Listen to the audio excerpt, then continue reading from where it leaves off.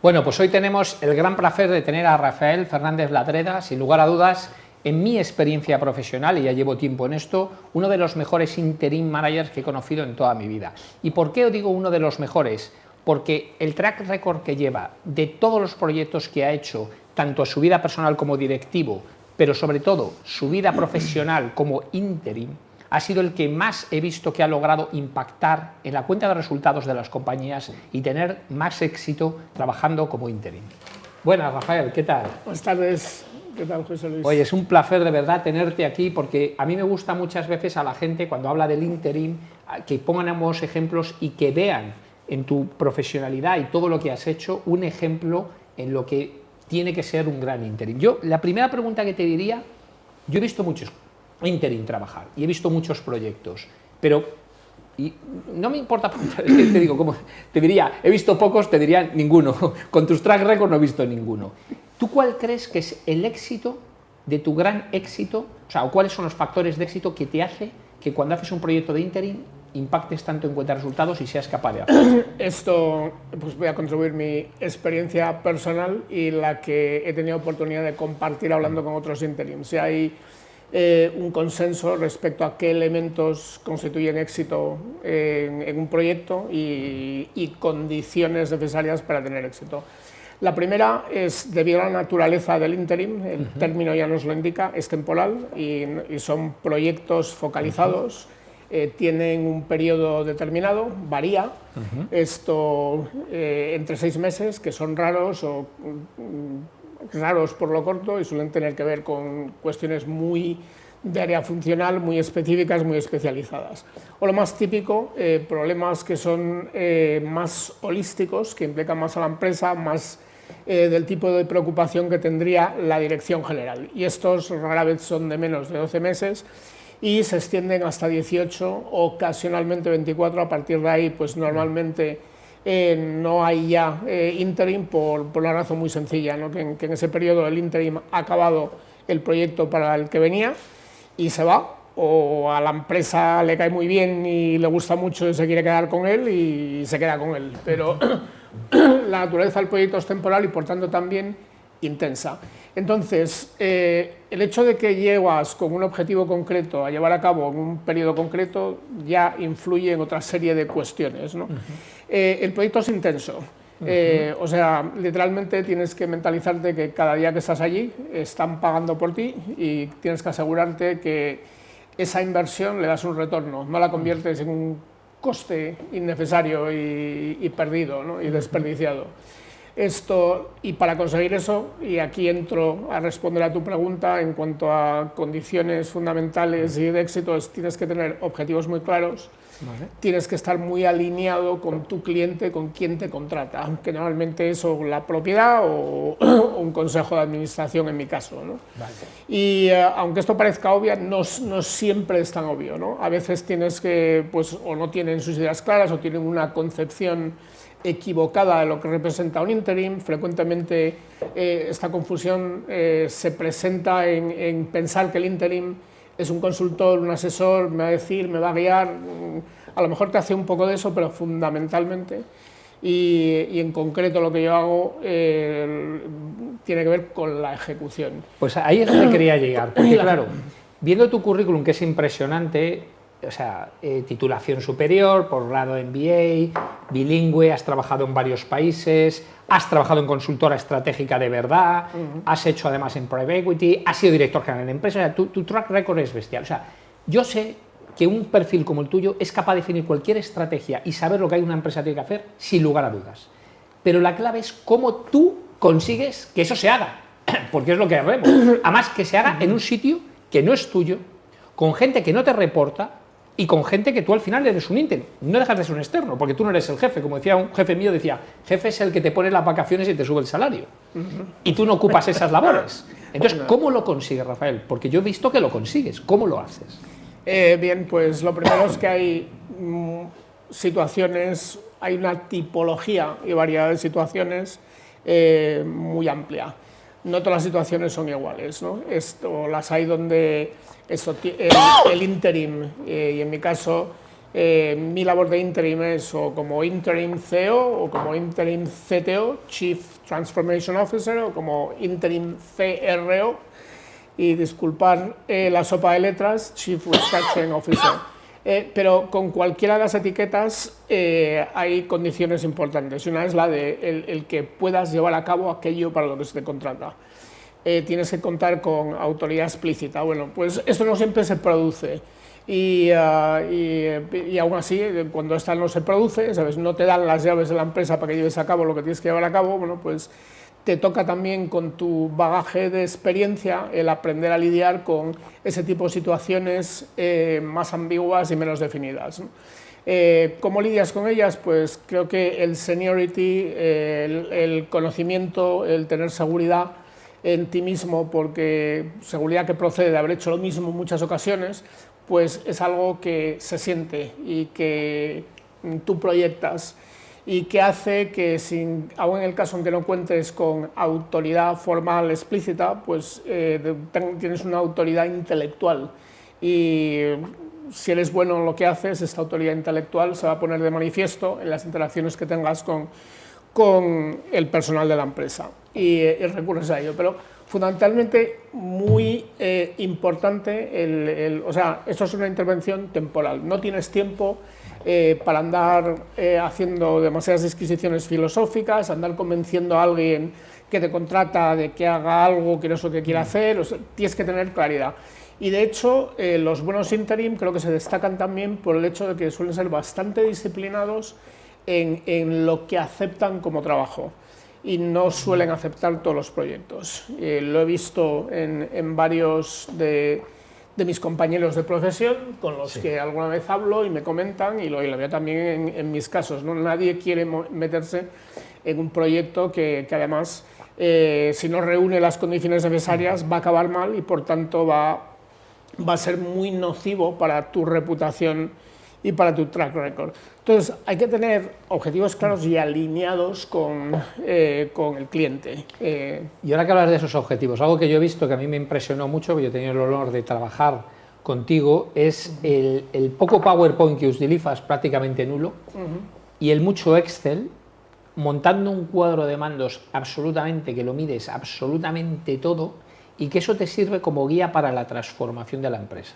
Cuéntanos sobre eso. Bien, ahí pues esto es una filosofía de dirección, un estilo, ¿no? Y el recurrir a estos Exceles pues procede de una filosofía que es la de pensar primero, voy a gestionar para resultados, ya definiré cuáles son esos, pero yo gestiono para resultados y tengo que asegurarme que toda mi gestión va encaminada a conseguir esos resultados. Esos resultados idealmente deben de ser o medibles, o cuando no son medibles tienes que ser capaz de decidir en un binario si los has cumplido o no. Tengo que abrir una nueva fábrica en Bulgaria para diciembre del 2022. Diciembre de 2022, ¿la abriste? No la abriste, ¿no? Y en otros no serán binarios, sino que podrás medir. Quiero tener un resultado de explotación del 20%. ¿Llegaste al 20% o tuviste el 8%, ¿no?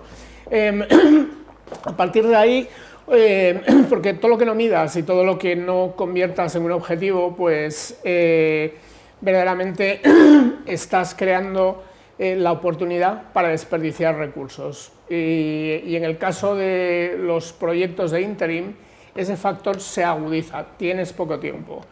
Tienes que conseguir, y lo ideal es que tengas 2 o 3 resultados clave como objetivo, no 23, que luego se hacen inmanejables, 2 o 3, y a partir de ahí empieza a trabajar con el equipo para tratar de desagregar todos esos objetivos hasta el nivel más bajo de la organización que puedas. Idealmente, todo el mundo tendría que tener su propio objetivo individual y un horizonte temporal para conseguirlo. Y a partir de ahí tienes que tener los métodos. O sea, el secreto es objetivos que sean cuantitativos, que sean medibles, asignados individualmente, y tienes que tener una estructura que los siga. Y también una cultura que enfatice la importancia de cumplir. O sea, hay una parte que tiene un valor relativamente inferior y otra que tiene un valor relativamente superior. El contar con planes. Y para empezar, hoy en día todo este know-how está disponible, está volcable del Internet, o sea, tú tienes planes, plantillas para hacer lo que te dé la gana. Y de hecho creo que el mundo y la historia de los fracasos está repleto de magníficos planes de acción. El plan era magnífico, ¿no? Pero al final si nadie lo lleva a cabo, no lo lleva a cabo con Y una cosa que, claro, pues, yo te he visto actuar y trabajar. Algo que me sorprendió mucho es cómo consigues, porque claro, una vez tú tienes el plan, tú tienes claro, definiste muy bien la estrategia, definiste ese fantástico cuadro de mandos que lo medías todo, pero lo tercero, que es lo más importante, cómo convences o involucras y comprometes a toda una organización que no te conoce de nada, que has llegado de nuevo, para que siga, primero que empiece a copiar tu cultura, tu forma nueva de actuar, y sobre todo para que se comprometan con el proyecto que tú estás liderando. ¿Cómo lo consigues? En primer lugar, y empiezo a hablar y a tocar lateralmente una de las ventajas del interim, sobre todo cuando actúan empresas de cierta dimensión, empresas medianas, entre 30 a 100 millones de euros. Y normalmente pues, el que viene de una gran empresa multinacional, que típicamente suelen contar, son empresas más regimentadas por un lado, pero son también empresas más estructuradas, con más procesos y donde hay más tecnología y más know-how de gestión. Y que típicamente no se encuentra en empresas, ¿sabes?, del rango bajo, ¿sabes?, en cuanto a dimensión, ¿no? Las empresas pequeñas, pues no, bastante tienen con sobrevivir, con luchar con su día a día, con sacar afuera el producto, prestar los servicios que prestan, les come este día a día. Y entonces el hecho de alguien que viene con un método, ¿sabes? Y no, digamos, no les ahogo con método, ni con burocracia, ni con PowerPoints, como decía, pero hay que tener algo. No tienes que llegar ahí con un PowerPoint de 120 páginas, ¿sabes? Pero llegas con un PowerPoint de 2, 3, ¿no? Donde tienes el modelo para explicarles lo que quieres y sobre todo para decirles lo que esperas de ellos, ¿no? Y empiezas a definir conjuntamente con ellos objetivos. Y el que no ha experimentado esto antes ve que es algo potente, ve que le va a ayudar. En segundo lugar, en el momento en que, porque típicamente lo que te ocurre en muchas de estas empresas es que hay cantidad de indicadores clave que no se miden o que no tienen un objetivo. Y te sorprendería, no todo el mundo tiene idea de las magnitudes básicas de su negocio, ¿no? ¿Cuánto compras? ¿Cuáles son los 4 epígrafes de tu compra de 20 millones que compras al año, que son los más importantes? ¿De qué dependen? ¿Dependes mucho de un proveedor o por el contrario tienes un equilibrio, tienes 3 o 4 proveedores principales? Todo ese tipo de variables, cuando empiezas a hacer la ronda en un equipo de dirección y a preguntarle a cada uno y ¿cuánto facturas en esto? ¿Cuánto compras aquí? Hombre, así de golpe, ¿no? Así de golpe, ¿no? ¿Sabes? Es el área que llevas, es lo único que haces, deberías saberlo. Y el momento en que empiezas a, no solo a medir, sino a compartir estas mediciones a través del sistema de seguimiento que te digo, que el sistema de seguimiento es fundamentalmente un conjunto de reuniones periódicas. Las hay diarias, las hay semanales, las hay mensuales. Y cuanto las mensuales, pues te tiras medio día mínimo y a veces hasta un día revisando absolutamente todo. Las semanales son como de media hora y la diaria es de 10 minutos. Pero está todo el mundo, todo el equipo de dirección juntos revisando una serie de variables claves. El efecto que eso produce es tremendo. La gente empieza a verdaderamente conocer su negocio, los números que decía que conocía pero que no conoce. Todo el mundo de repente ya empieza a saber qué es un número bueno, qué es un número malo.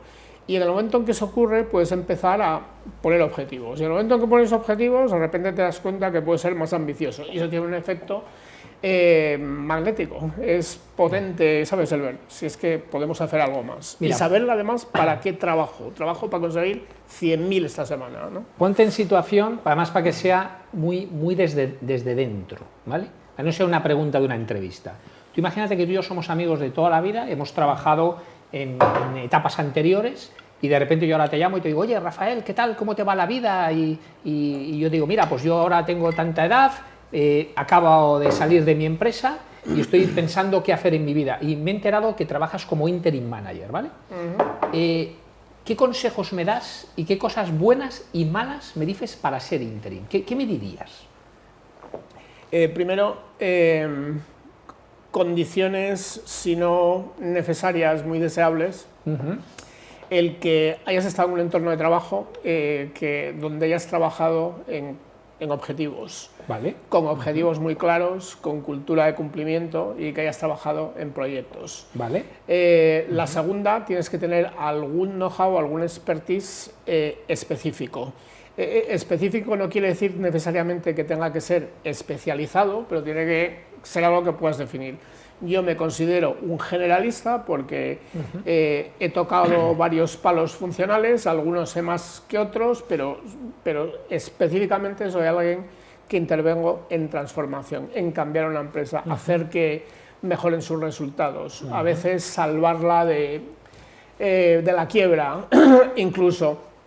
Y esto es un expertise muy definido. Otros lo tendrán por la función financiera, que saben llevar la función financiera, que están familiarizados con las normas de reporting, por ejemplo, de empresas cotizadas o de empresas cotizadas multinacionales, que utilizan distintos estándares de contabilidad.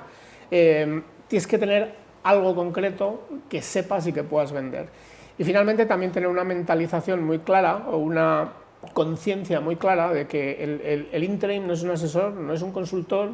Llegas allí para hacer que hagan otros, para hacer cosas con el equipo, pero tu output no son informes, no son recomendaciones, es conseguir un resultado concreto. Y eso lo tienes que tener muy claro. Si te estuviera entendiendo bien, diría, el modelo de consultoría para ser interim no sirve, es el modelo de ejecución.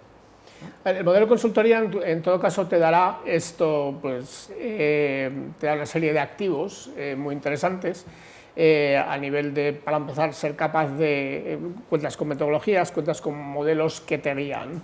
Pero el output es muy distinto. Vale. Un consultor esencialmente emite consejos y recomendaciones. Vale. Y no devalúo su importancia, que la tiene, pero esto es otra cosa. ¿Y qué otras ventajas tiene trabajar como interim? Siguiendo en este modelo, o sea, imagínate que no nos conocemos de nada, yo soy también, te digo, oye, ¿y qué otras ventajas versus trabajar en un formato full-time? Hay múltiples ventajas que nos llevaría toda la tarde comentar, destacaría igual 4. En primer lugar, el hecho de que como externo además temporal, que viene con, ¿sabes?, con vocación de irse. Llegas a la empresa como interim y no te vas a quedar, ¿no? Con lo cual eso te da también mayor independencia en el sentido que pues, no eres alguien que iba allí toda la vida, que a lo mejor incluso le debes el puesto a alguno que hay allí, al propietario o al jefe o tal, que no quieres comprometer, ¿sabes?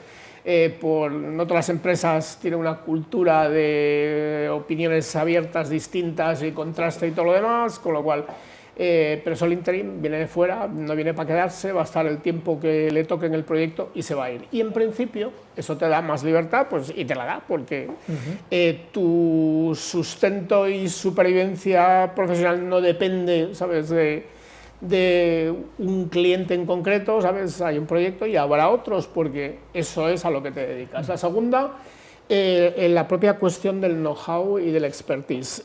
No todos los know-hows residen en una empresa y no todas las empresas saben de todos, ¿no? Y en concreto, el campo al que me dedico de transformación, de reestructuración, pues es una capacidad, un expertise, ¿sabes?, especializado que requiere de, pues eso de un foco muy específico y de experiencia previa.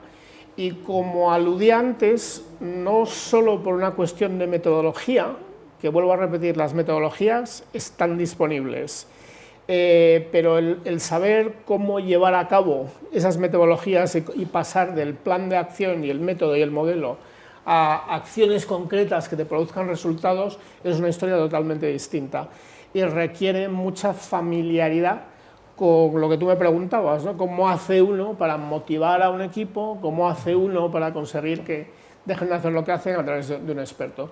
Entonces decía, el ser externo independiente, el tener un expertise, y luego también hay otro elemento que es el propio ancho de banda, como me gusta llamarlo, ¿no? El hecho de que eres un recurso que va a contribuir, pues, en teoría, 40 horas por semana más, lo acabas contribuyendo muchísimas más.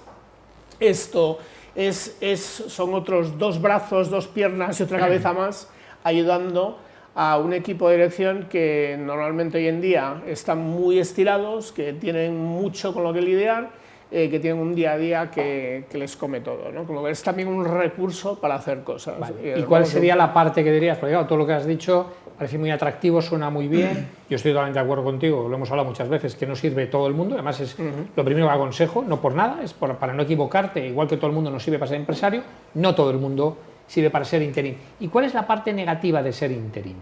Versus, estamos hablando de trabajar, con una persona, trabajar en un formato full time. Antes de comentar los negativos, acabo con otro positivo que no pude mencionar, que es también el propio hecho de, desde el punto de vista de coste, fundamentalmente una empresa mediana está normalmente acudiendo a un profesional que normalmente ellos no se lo podrían permitir. ¿Por qué? Pues porque son gente que procede pues de gran empresa, de empresa multinacional, que están a otros niveles salariales de los que son típicos en una empresa de dimensión inferior. Si ves además todas las encuestas salariales, ves que hay una correlación directísima entre remuneración y facturación. Cuanto más grande es la empresa, más paga por el mismo puesto, ¿no? Y tiene también cierta lógica porque se supone que hay mayor complejidad, hay mayor responsabilidad, etcétera. Entonces, ¿cómo se consigue y bueno, cómo paga, cómo es que vas a conseguir duros a peseta? Bueno, pues sí, consigues, si no son duros a pesetas, pues a lo mejor los consigues a 3 o a 4 pesetas, no pagas los 5. ¿Por qué? Primero, la naturaleza temporal de la intervención.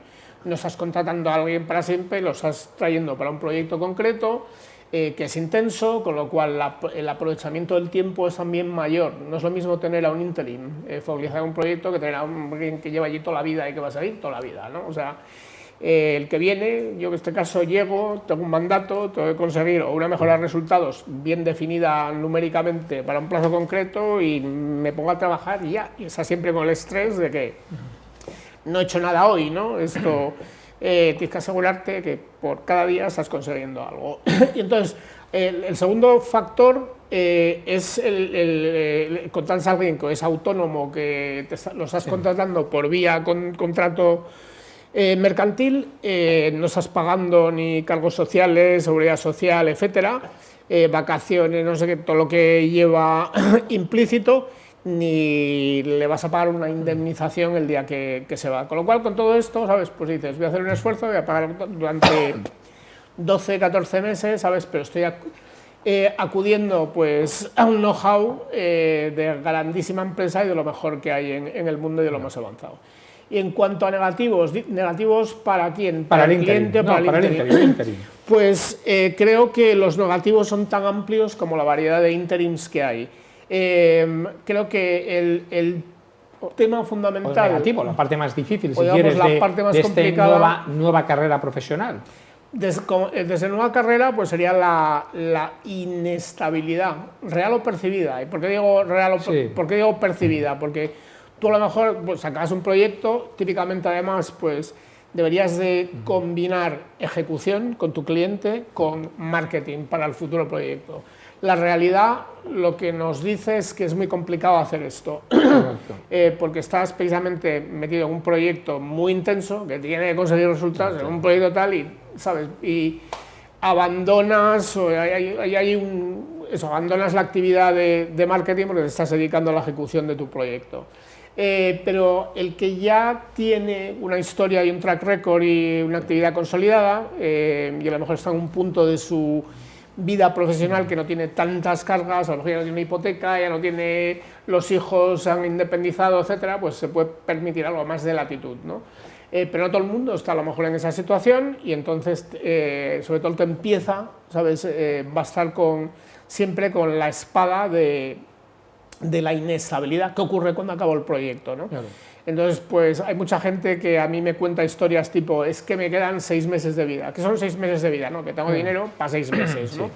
Entonces, luego, ¿qué ocurre? Que seguramente al 2 y medio, ¿sabes? Pues le sale un proyecto. Pero claro, cuando está con los 6 meses por delante, a lo mejor no sabe que dentro de 2 o 3 le va a llegar otro, ¿no? Con lo cual, sí.